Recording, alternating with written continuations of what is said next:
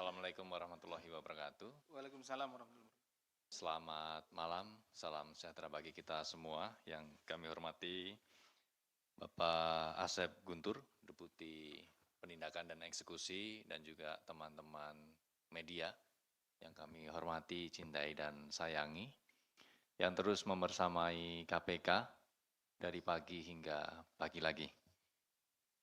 Pada kesempatan kali ini kami akan menyampaikan update penyidikan, khususnya penahanan tersangka terkait dengan dugaan tindak pidana korupsi dalam pencairan kredit usaha pada PT Bank Perkreditan Rakyat, Bank Kreditan Rakyat, Bank Jepara Arta, Perseroda tahun 2022 sampai 2024.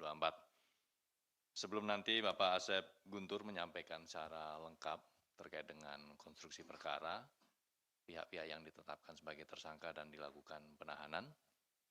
Pada kesempatan awal ini kami akan menghadirkan pihak-pihak yang akan dilakukan penahanan pada hari ini.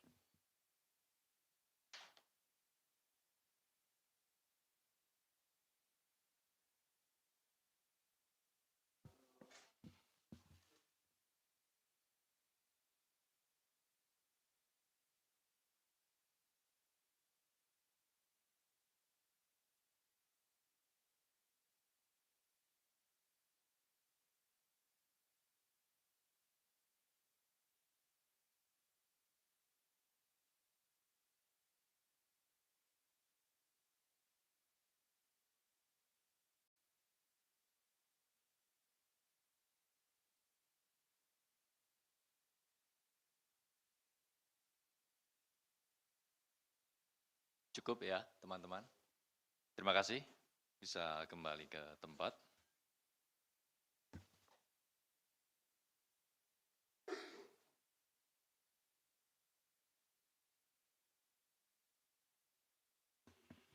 Baik teman-teman, kita akan lanjutkan kepada Bapak Asep Guntur. Kami persilahkan untuk menyampaikan secara lengkap terkait dengan konstruksi perkara ini. Terima kasih Mas Jubir atas waktunya. Bismillahirrahmanirrahim. Assalamualaikum warahmatullahi wabarakatuh. Waalaikumsalam. Selamat malam dan salam sejahtera bagi kita sekalian. Yang saya hormati Mas Jubir, yang saya hormati, saya cintai dan saya banggakan rekan-rekan jurnalis yang mohon maaf sudah menunggu sampai larut malam ini dalam rangka kita bersama-sama memberantas para pelaku tindak pidana korupsi. Baik, pada kesempatan malam hari ini kami akan mengumumkan terkait dengan penahanan tersangka dugaan tindak pidana korupsi dalam pencairan kredit usaha pada PT Bank Perkreditan Rakyat, Bank Jepara Arta, Persero Daerah tahun 2022 sampai dengan tahun 2024. Terkait dengan pencairan kredit ini sangat menarik. Kenapa? Ini adalah merupakan sebuah bukti ya dari keseriusan kita atau kami dalam menangani tindak pidana korupsi, khususnya tindak pidana korupsi di bidang perbankan. Dan ini juga menjadi sebuah alarm bagi kita bersama. Kenapa? Karena baru-baru ini pemerintah melalui Menteri Keuangan itu sudah mengucurkan ya dana sebesar 200 triliun dari yang selama ini tersimpan di Bank Indonesia kepada bank-bank himbara, yang tentunya itu akan menjadikan perekonomian mikro kita itu menjadi bergairah dan bank-bank himbara ini bisa memberikan kredit kepada masyarakat sehingga perekonomian kita bisa berjalan. Itu sisi positifnya. Tetapi sisi negatifnya tentunya ada potensi-potensi tindak pidana korupsi seperti yang terjadi di Bank Perkreditan Rakyat, Bank Jepara Arta. Ya, kreditnya kemudian macet karena memang ini kreditnya kredit fiktif.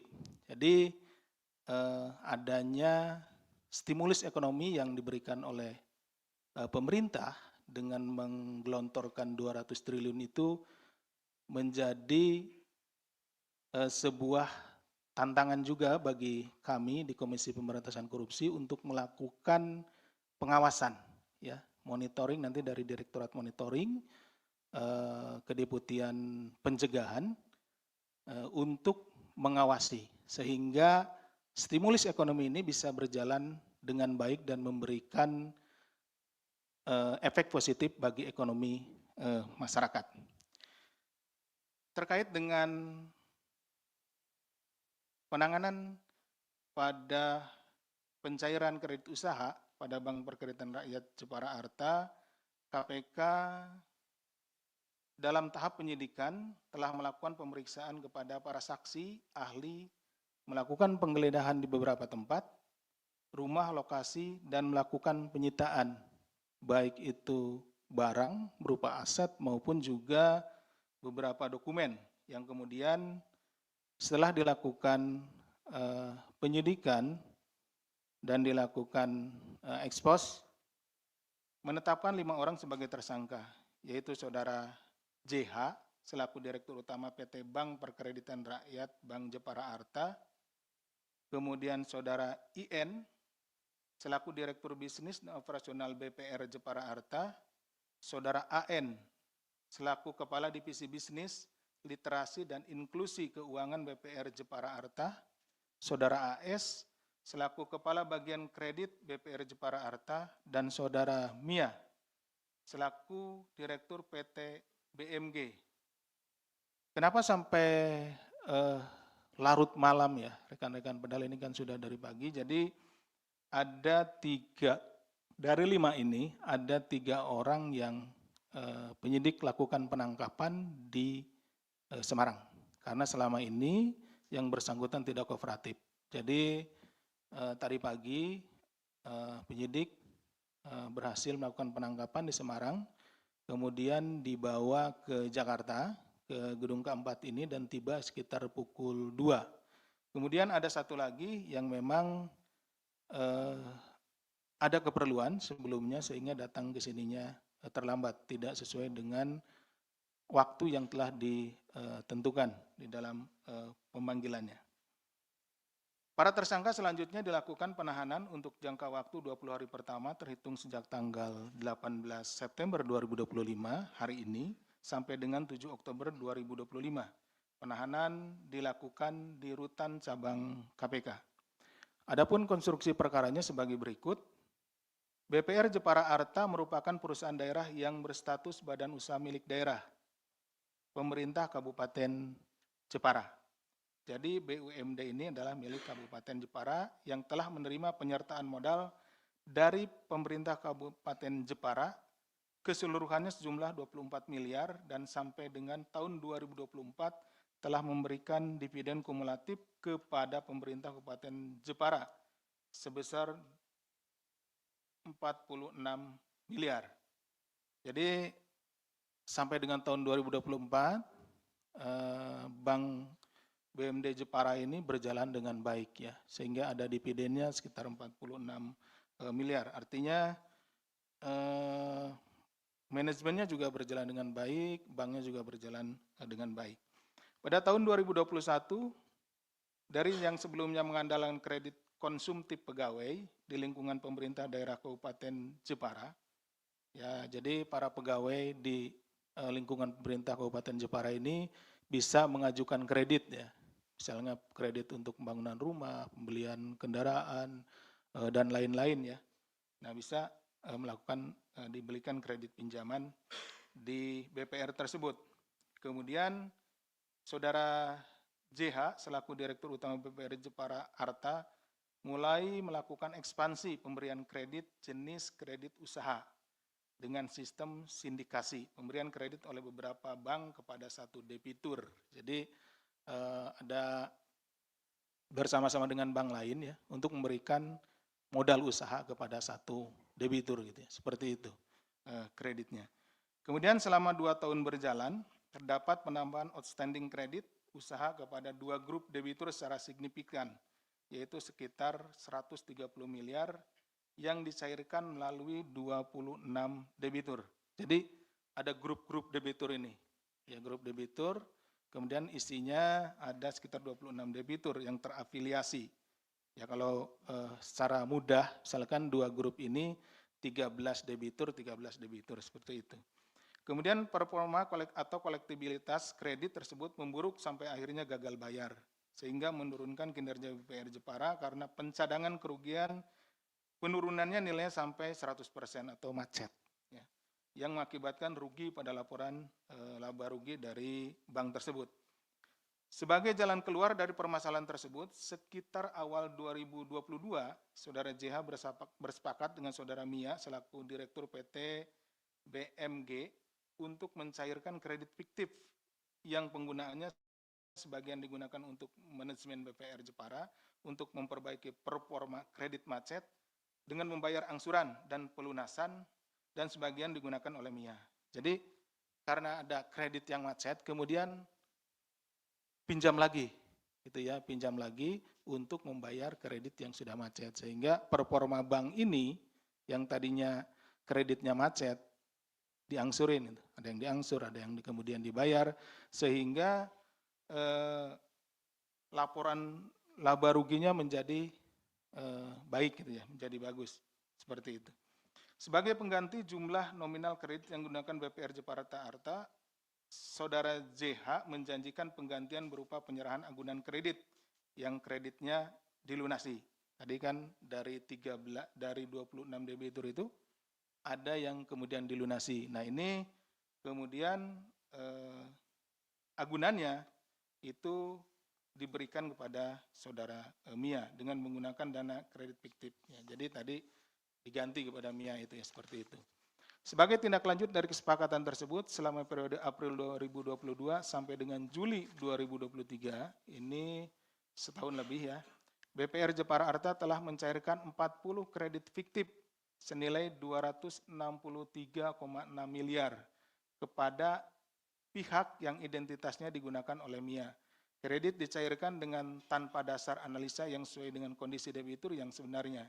Debitur berprofesi sebagai pedagang kecil, tukang, buruh, karyawan, ojek online. Pengangguran yang dibuat seolah-olah layak mendapat kredit sebesar rata-rata 7 miliar per debitur. Ya, jadi di sini mulai ada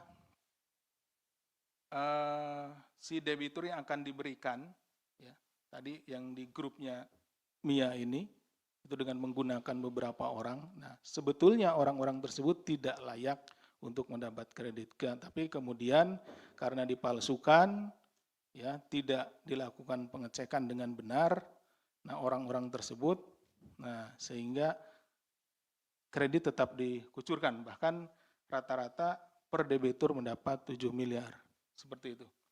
Kemudian Mia dibantu beberapa rekannya yaitu AM, JL, ZT, untuk mencari calon debitur yang mau dipinjam namanya dengan dijanjikan fee rata-rata 100 juta per debitur, gitu kan.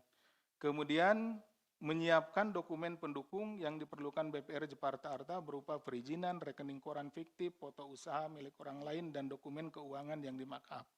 Nah, untuk mengajukan kredit usaha ini, nah, bank meminta beberapa persyaratan. Salah satunya ya tentunya berupa ini usahanya apa, gitu ya. Kemudian usaha itu ada rekening korannya, foto-fotonya, kemudian neraca keuangannya dan lain-lain itu dibuat fiktif oleh Saudara Mia ini. Nah, nanti yang dokumennya atau data-datanya dipinjam dapat bagian 100 juta. Dari nanti kucuran rata-rata kreditnya 7 miliar.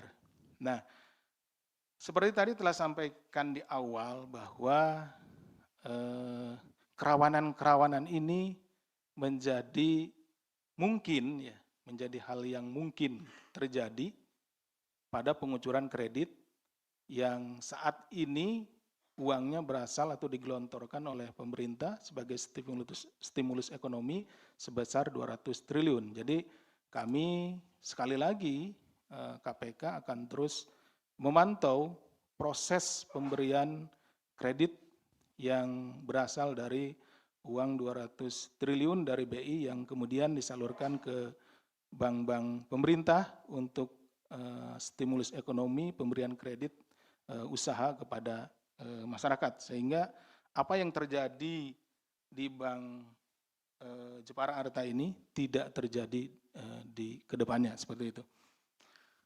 Dalam merealisasikan kredit tersebut, JH meminta IN, Direktur Bisnis dan Operasional, kemudian AN, Kepala Divisi Bisnis, Literasi, dan Inklusi Keuangan, dan AS, Kepala Bagian Kredit, untuk berkoordinasi langsung dengan MIA untuk pemenuhan data dan selanjutnya diminta merespon kredit dengan menyiapkan dan melakukan, ini langkah-langkahnya ya.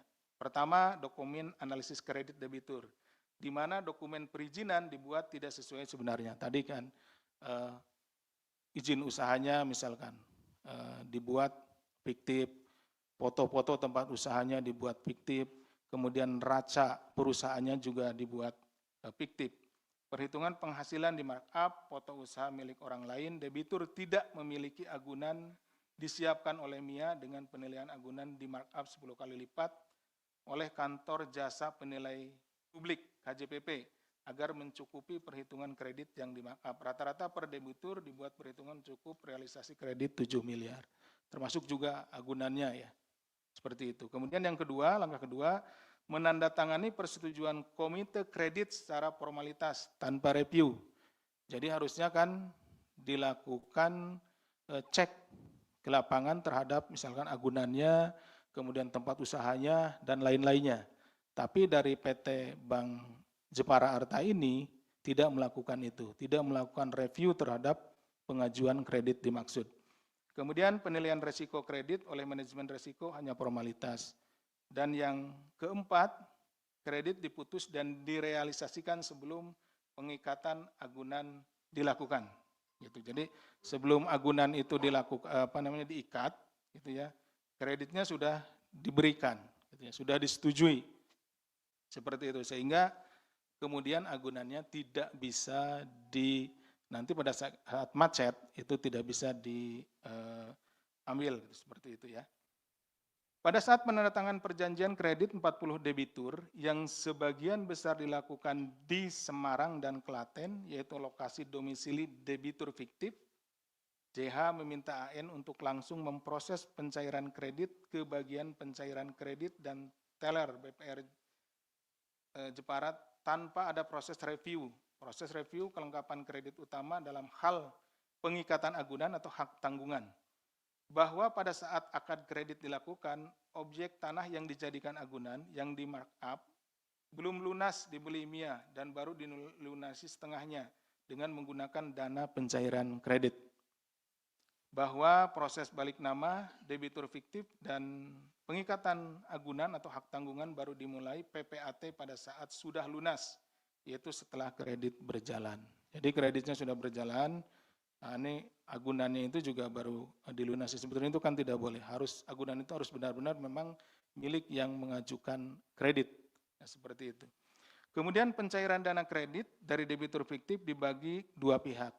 Yang pertama adalah sebagian dicairkan atau ditransfer ke rekening bank umum debitur. Ya, jadi debitur tadi yang mengajukan kredit diberikan ke sana, cairkan ke sana. Selanjutnya debitur akan melakukan transfer ke rekening MIA dengan menyisakan saldo 100 juta untuk fee debitur fiktif. Jadi karena yang mengajukannya kan beda namanya ya dari MIA itu. Nah, setelah misalkan 7 miliar ini masuk ke rekeningnya Mr. X gitu ya. Nah, dari sana Mr. X ini akan transfer balik ke saudara MIA ini sebesar 6 miliar 900 juta, disisakan 100 juta gitu ya, untuk fee-nya dia gitu ya, karena dia dipinjam namanya. Kemudian sebagian yang mengendap pada rekening simpanan debitur pada Bank Jepara dikelola oleh saudara AN. Data tersebut ditarik AN dan dipindahkan ke rekening penampungan. bahwa selama periode April 2022 sampai dengan Juli 2023 telah direalisasikan 40 debitur fiktif dengan jumlah plafon kredit 263,5 miliar. Dari jumlah tersebut digunakan untuk, ini penggunaannya, biaya provisi sebesar 2,7 miliar, biaya premi asuransi ke jam krida sebesar 2,06 miliar, di mana terdapat kickback ke JH dari asuransi ini, yaitu 10% ya, 206 juta. Kemudian biaya notaris sebesar 10 miliar, di mana terdapat kickback ke IN sebesar 275 juta dan ke AN sebesar 93 juta rupiah.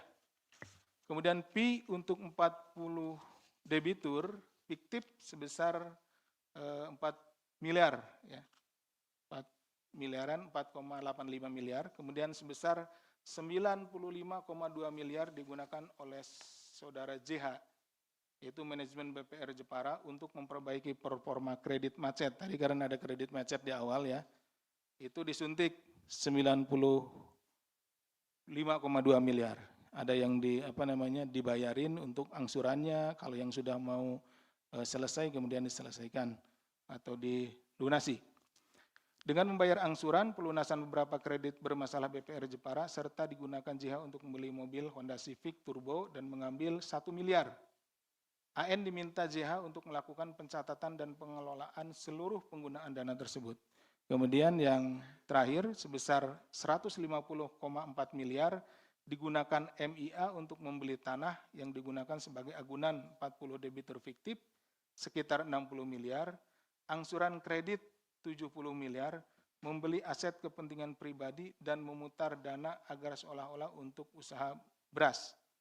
Bahwa dana kredit hanya diputarkan MIA ke rekening-rekening pribadi, PT BMG dan perusahaan lain agar tampak seperti transaksinya trading beras. Jadi di antara rekening-rekening yang milik dia saja. Seperti kalau nanti di neracanya, pembukuannya itu kelihatan bahwa ada uang masuk, uang keluar gitu. Jadi terlihat aktif seperti itu. Padahal itu hanya di antara rekening milik MIA sendiri.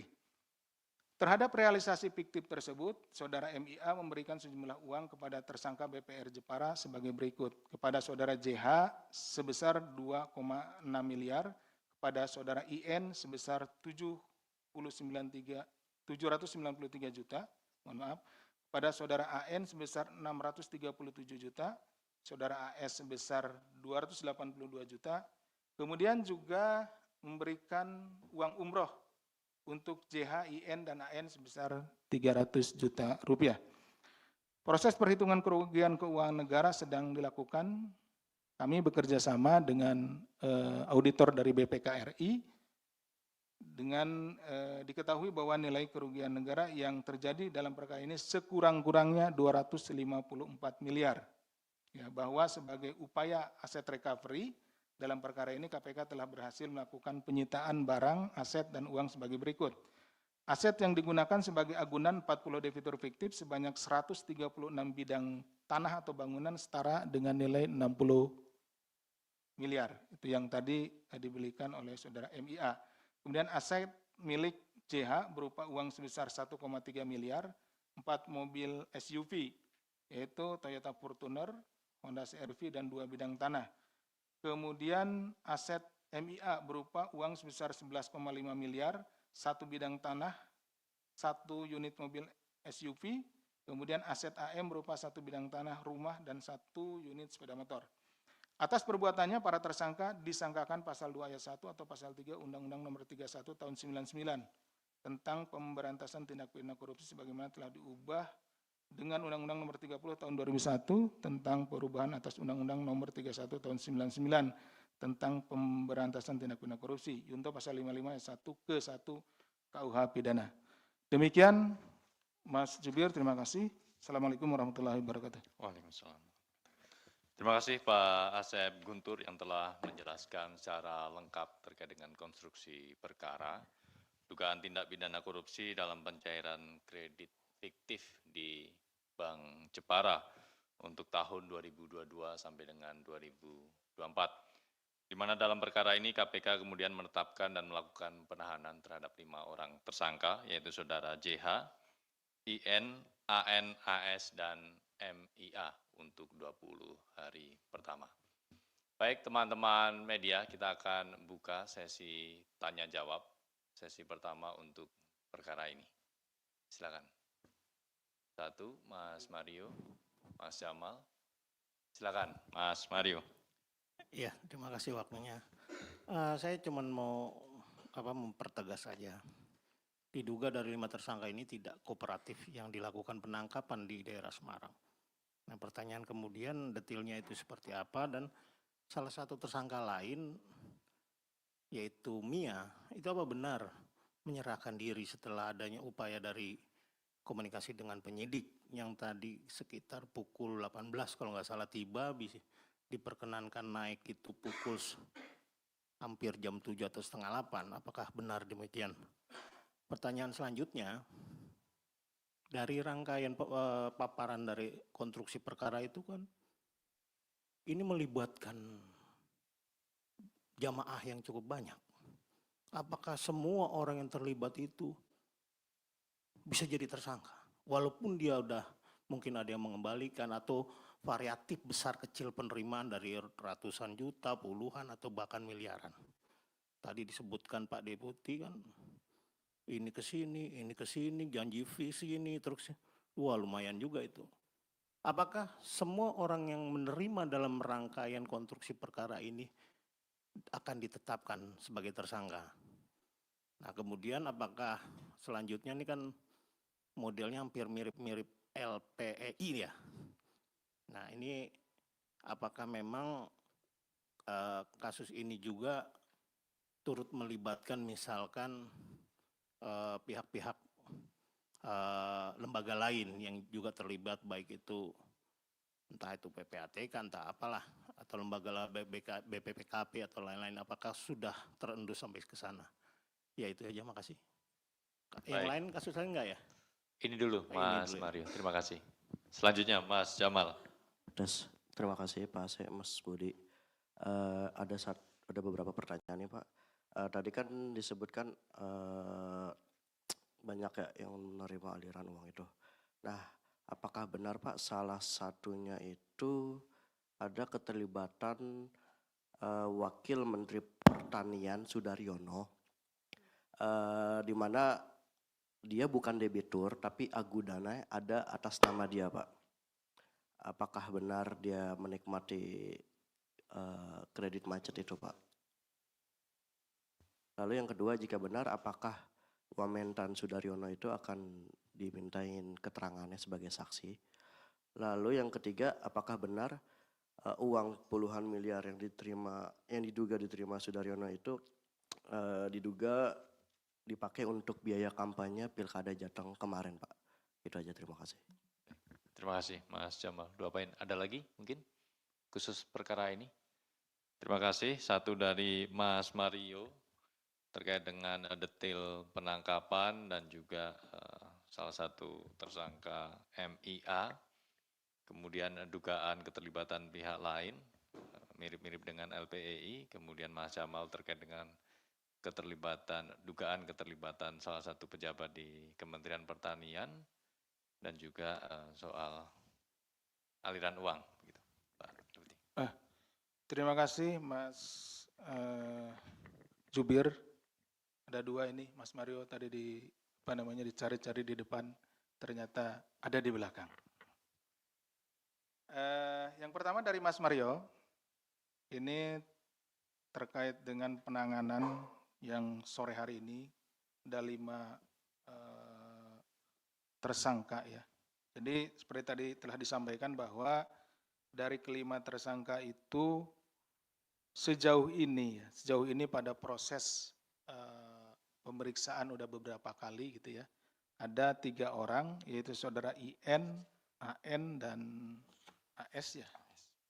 IN, AN, dan AS itu tidak kooperatif, sehingga penyidik memutuskan untuk melakukan upaya paksa, penjemputan paksa kepada yang bersangkutan di Semarang.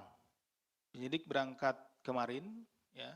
Kemudian tadi pagi melakukan penjemputan paksa dan alhamdulillah setelah ditemukan dan dilakukan upaya paksa bisa dibawa ke K4 ini dan tiba di Jakarta sekitar pukul 2 ya tadi ya. Pukul 2. Nah, satu orang lagi saudara MIA, ya ini Jakarta memang sampai sore kita tunggu ya yang bersangkutan. Sebelumnya itu kooperatif yang bersangkutan ya. Makanya terhadap yang saudara JH dan MIA ini tidak kita lakukan upaya jemput paksa. Tetapi pada hari ini, hari tadi pagi gitu ya, karena beberapa minggu yang lalu diberikan surat panggilan kepada yang bersangkutan, kami berpikir, karena selama ini yang dua ini kooperatif, yang bersangkutan akan hadir gitu ya, pagi-pagi sesuai dengan jam yang telah ditentukan. Karena sebelum-sebelumnya dipanggil sebagai saksi maupun kemudian dipanggil sebagai tersangka, yang bersangkutan itu kooperatif. Tapi sampai siang hari gitu ya, sore hari tidak hadir, kemudian kita komunikasi ya, penyidik melakukan komunikasi dengan yang bersangkutan dan informasi yang kami peroleh bahwa yang bersangkutan ada kepentingan atau yang harus diselesaikan terlebih dahulu dan kemudian setelah berkomunikasi yang bersangkutan bisa hadir sekitar jam 16 ya, 18 ya, sekitar jam 18 gitu. Dan ini juga yang membuat kemudian proses konvers pada hari ini menjadi mundur gitu ya. Harusnya kita rencanakan sore, ya lebih sore gitu ya. Tapi karena harus diminta dulu keterangan terhadap para tersangka ini yang datangnya bergelombang, ya kita menjadi mundur waktunya. Itu Mas Mario seperti itu. Kemudian tadi melibatkan beberapa orang, bahkan ada yang terakhir itu ada 40 orang ya yang kemudian digunakan namanya. Tapi mereka juga secara sadar ya Mas Mario. Artinya karena mereka kan diberikan fee ya sejumlah uang untuk rata-rata 100 juta ya per debitur gitu. Jadi artinya orang-orang tersebut bukan tidak tahu ya. Nah, beda dengan biasanya ada juga yang identitasnya kemudian dibeli misalkan 1 juta KTP-nya misalkan ya, kemudian dibuat seolah-olah dia ya dikapitalisasi lah, dia punya usaha dan lain-lain gitu ya, kemudian dijadikan debitur. Nah, ini berbeda orang-orang ini dari 40 orang ini karena kemudian setelah ditotal ada 4, sekian miliar itu ya. Langkah pertama tentunya kita akan melihat ya bahwa keterlibatan dari orang ini keterlibatan orang ini seperti apa gitu ya. Kita lihat niat jahatnya dan lain-lainnya, kemudian juga signifikan tidaknya di dalam perkara ini. Tapi yang jelas konteks sekarang ya, rezim sekarang di Undang-Undang Tindak Pidana Korupsi ini adalah bagaimana mengembalikan kerugian keuangan negara. Di samping ada penghukuman gitu ya. Jadi kita lebih fokus ke sana. Nanti uang-uang tersebut akan kita tarik ya dalam rangka aset recovery, termasuk yang dapat 100 jutaan tersebut. Tentunya akan kita tarik, itu yang langkah yang paling penting untuk kita lakukan. Sementara sebagai otak pelaku yang memang secara signifikan tindakan-tindakannya itu di dalam kredit fiktif ini, nah merekalah 5 orang itu yang saat ini kita lakukan upaya paksa untuk penahanan. Kemudian terkait dengan model, ya ini mirip dengan LPI dan lain-lain, apakah melibatkan BPK, PPATK dan lain-lain, tentu kita juga akan mundur ya, artinya melihat bagaimana bank ini operasionalnya sebelumnya. Yang kita lihat kan baru di tahun 2021 sampai dengan 2024. Ya. Untuk sebelumnya operasionalnya apakah ada model-model seperti ini yang memang seharusnya Bank Jepara Arta ini menjadi tempat untuk penyaluran kredit ya kepada masyarakat gitu ya, sehingga perekonomian khususnya di daerah Jepara menjadi berjalan, menjadi berkembang karena ada aliran uang ya, aliran uang gitu ya, seperti itu. Karena kalau minjam kata-kata Pak Menteri ada darah yang masuk gitu ya, darah segar yang masuk seperti itu di perekonomian.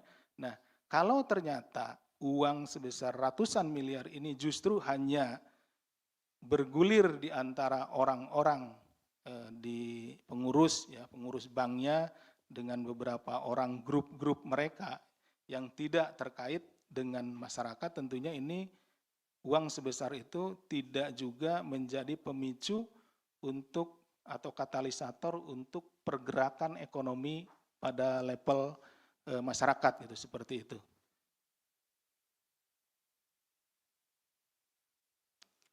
Silahkan barangkali ada yang mau ini dulu.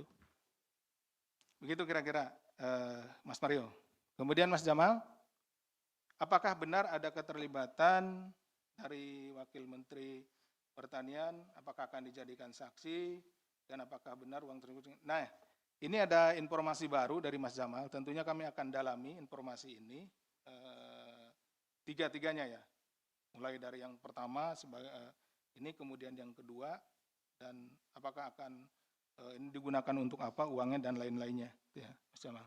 Informasinya terima kasih, nanti kita akan dalami. Baik, Itu mungkin. terima kasih Pak Asep Guntur yang telah